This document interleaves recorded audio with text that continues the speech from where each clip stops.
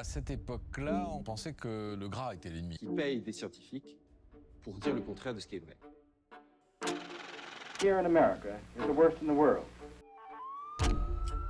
Il y avait des intérêts qui entraient en ligne de compte. Played down the hazards of sugar for decades. Differences in heart attack rate. En 1967, 3 chercheurs d'Harvard ont publié une étude en expliquant que le sucre n'était pas un problème. Et que le vrai coupable des maladies cardiaques, c'était le gras. Le beurre et la crème. Les huiles, les beurres. Ce qu'ils n'ont pas dit, en revanche, c'est que cette étude avait été financée par l'industrie du sucre elle-même. How the sugar industry paid experts to downplay health risks. Pendant 50 ans, on a eu peur du beurre. On a acheté des produits 0% de matière grasse et on a rempli nos frigos de produits light. Mais imaginez une seconde si tout ça venait en fait d'une simple campagne de désinformation scientifique soigneusement orchestrée. Alors, comment une poignée de chercheurs prestigieux ont-ils réussi à réécrire 40 ans d'histoire en nutrition? Et surtout, qu'est-ce que cette histoire dit de notre rapport actuel à la vérité scientifique en nutrition?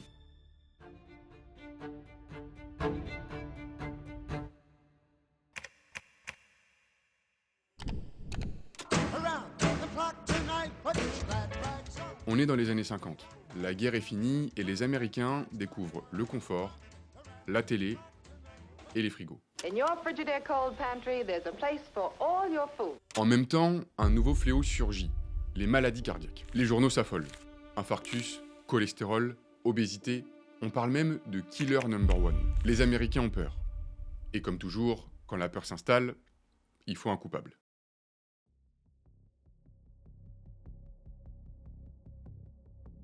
La science, encore jeune, cherche à comprendre. Et un homme pense avoir trouvé, Ancel Keys. En 1953, Keys publie la Seven Country Studies. Selon lui, plus un pays mange gras, plus il a de maladies cardiaques. La conclusion est simpliste, mais percutante. Le gras tue. Les médias adorent. Le message est clair, visuel, beurre égale infarctus. Le public adhère, et les politiques suivent. À ce moment-là, la peur du gras devient un phénomène culturel.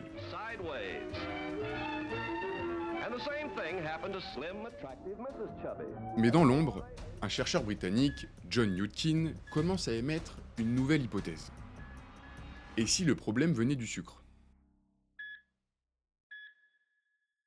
Yudkin ne nie pas le rôle du gras dans l'explosion des maladies cardiaques. Il souligne simplement « Attention, regardez aussi le sucre ». Mais son discours, plus nuancé, n'a pas le même succès médiatique. Trop complexe, pas assez tranchant.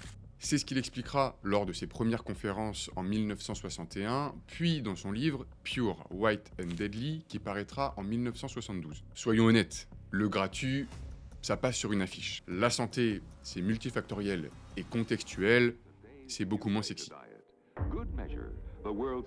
Deux camps commencent alors à s'affronter.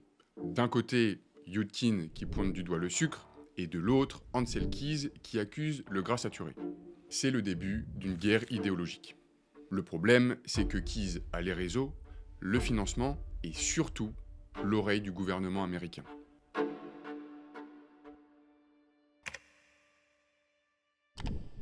Pendant que le grand public tremble devant le beurre, l'industrie du sucre commence à s'inquiéter.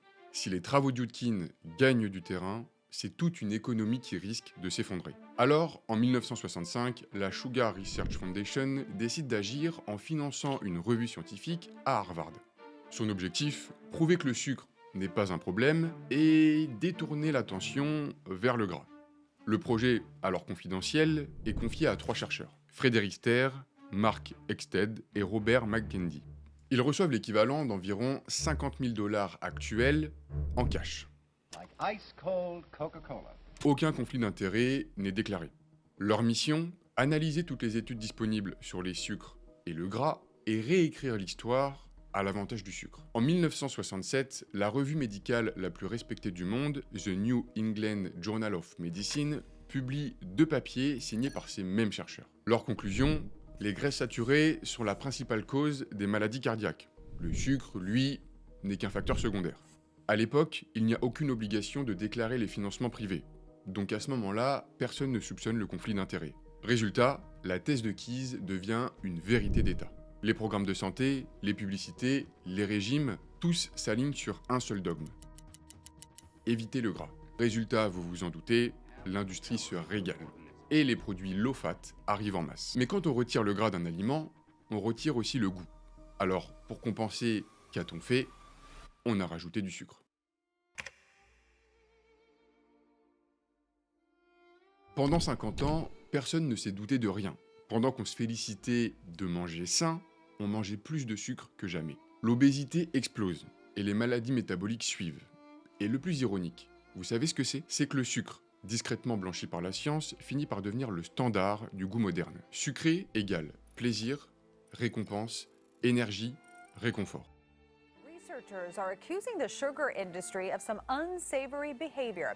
UCSF researchers say the business has been lying about how... Il faut attendre 2016 pour que des chercheurs de l'Université de San Francisco retrouvent dans les archives de la Sugar Research Foundation des centaines de pages. Correspondances, emails, contrats, tout y est. Tout prouve que l'industrie avait dirigé la recherche, choisi les conclusions et supprimé les études gênantes. Sauf que cette manipulation a façonné plus de 40 ans de nutrition publique. Pendant qu'on avait peur du gras, le sucre a gagné du terrain. On ne le voit plus, mais il est partout. Le pain, les céréales, les yaourts et tout ce que vous connaissez est consommé au quotidien.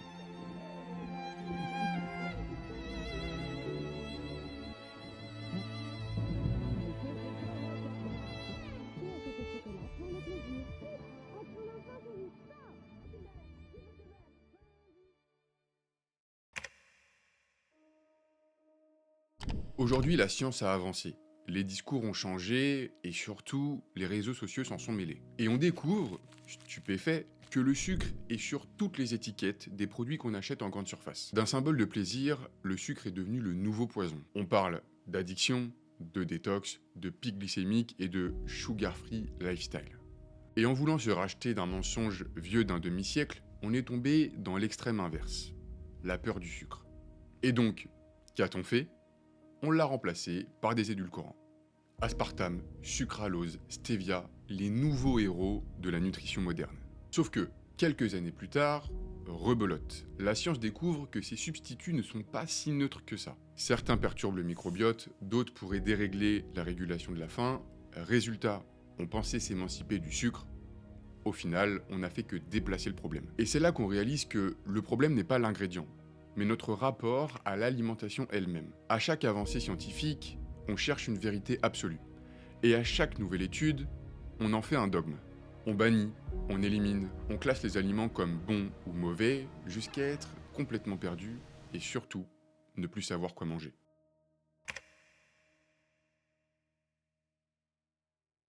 Pendant ce temps, un réel problème commence à émerger. Parce qu'à force de vouloir tout contrôler, on a créé un monstre. L'ultra-transformation. On voulait moins de gras, alors on a enlevé le gras. Et on a ajouté du sucre pour compenser le goût. Puis on a voulu moins de sucre, alors on a rajouté des édulcorants, des texturants, des arômes. Chaque exigence santé a entraîné une nouvelle couche de procédés. Et à force de vouloir purifier notre alimentation, on l'a complexifiée à l'extrême. Maintenant, j'aimerais porter votre attention sur une chose importante. Ce n'est pas l'industrie à elle seule qui a façonné tout ça. C'est aussi nous, nos peurs, nos attentes et nos contradictions. Le sucre n'a pas changé, le gras non plus. Ce qui a changé, en revanche, c'est le contexte et la façon dont on l'interprète.